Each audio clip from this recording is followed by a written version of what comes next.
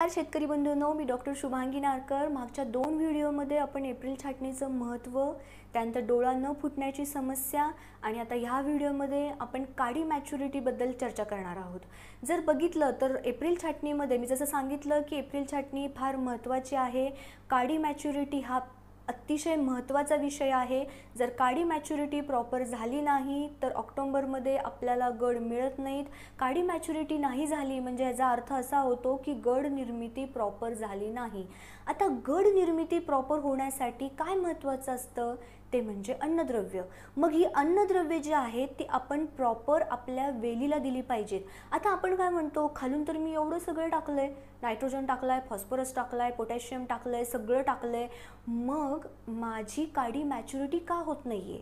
हा फार मोठा गहन प्रश्न आहे। कारण की काय होतंय, सॉईलमध्ये तर सगळ्या गोष्टी टाकल्यात, म्हणजे न्यूट्रिएंट टाकतोय सगळं, त्याच्यानंतर मग वरतून फवारणी घेतोय, मग खालून जे टाकतोय ते झाड आपलं अपटेक करते का ह्याच्यावरती पण आपल्याला काम करणं फार महत्त्वाचं आहे। मी एका माझ्या व्हिडिओमध्ये पण सांगितलं होतं की कुठल्याही प्रकारची फर्टिलायझर्स, अन्नद्रव्य जेव्हा तुम्ही तुमच्या झाडांना टाकताय त्यावेळेस त्याचा सामू, त्या पाण्याचा pH प्रॉपर मेंटेन करणं फार इम्पॉर्टंट आहे।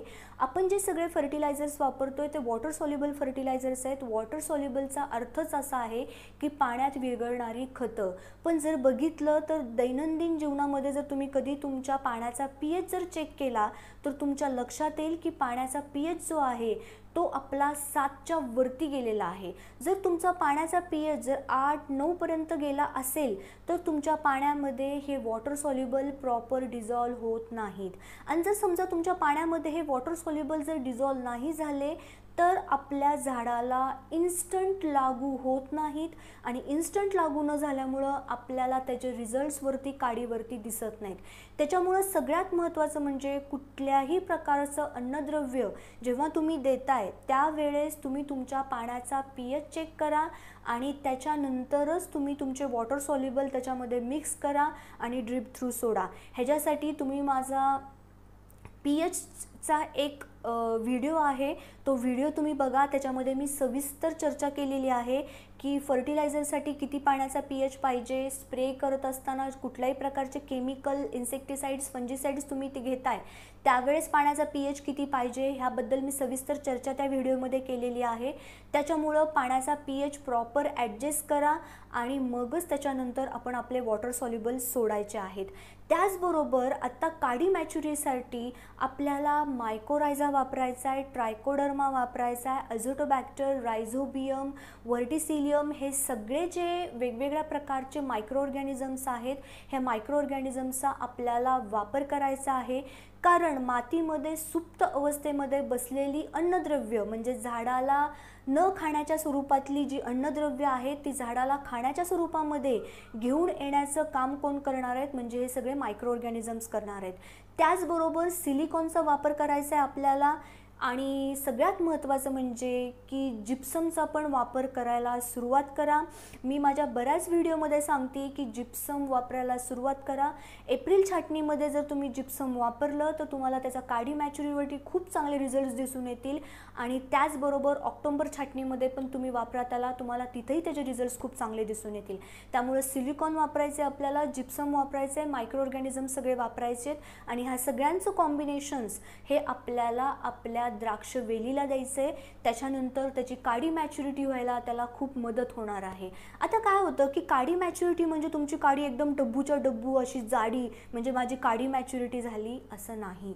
काडी मॅच्युरिटी तुमची 5 ते 6 mm पर्यंत जरी तुमची काडी झाली तरी तुमची ती मॅच्युरिटी होती। त्याच्यानंतर काडी मॅच्युरिटी झाली हे ओळखायचं कसं, सगळ्यात महत्त्वाचं म्हणजे त्याची साईज 5 ते 6 mm पर्यंत जी साईज झाली तर आपली काडी मॅच्युरिटी होते। त्याचबरोबर काडीचा कलर जो आहे तो आपल्या हिरव्यामधून जेव्हा ब्राऊन होतो, काळपट कलर होतो तेव्हा पण आपली काडी मॅच्युरिटी होते। त्याचबरोबर गड निर्मिती झाली का नाही ह्याचं परीक्षण तुम्ही करत जावा।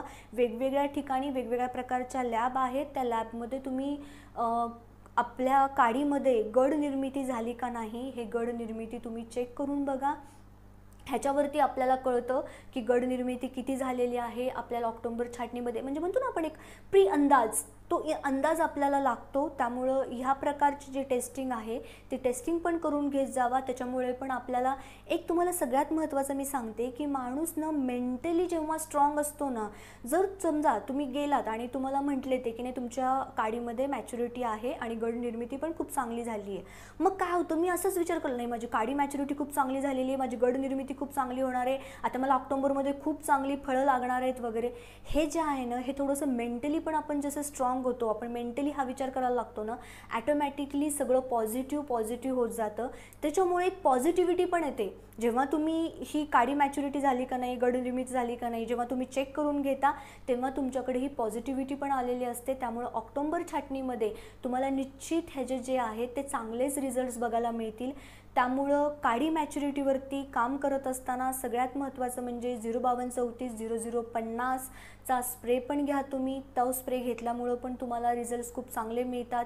आता वातावरण जे आहे ते वातावरण प्रॉपर नाही आहे, टेम्परेचर खूप हाय जाते, त्यामुळं प्रकाश संश्लेषणावरती झाडाच्या इम्पॅक्ट होतो आहे.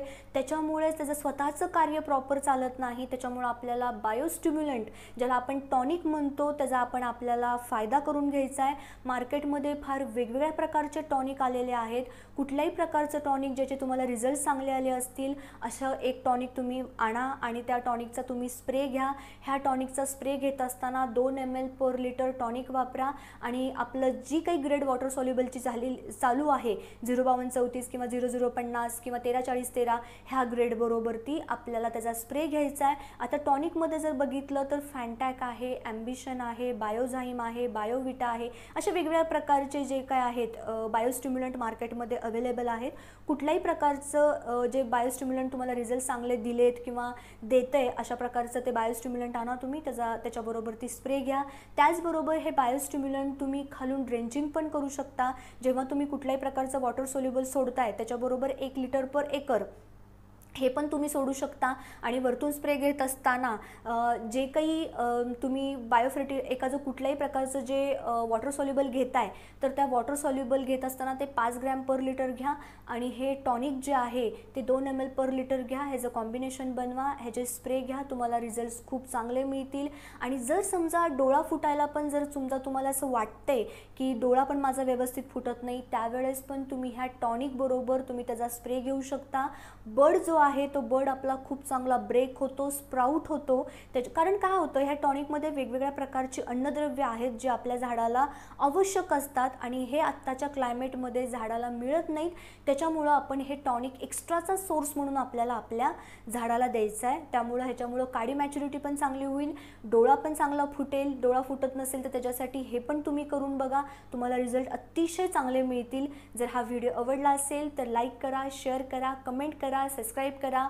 Thank you so much. धन्यवाद.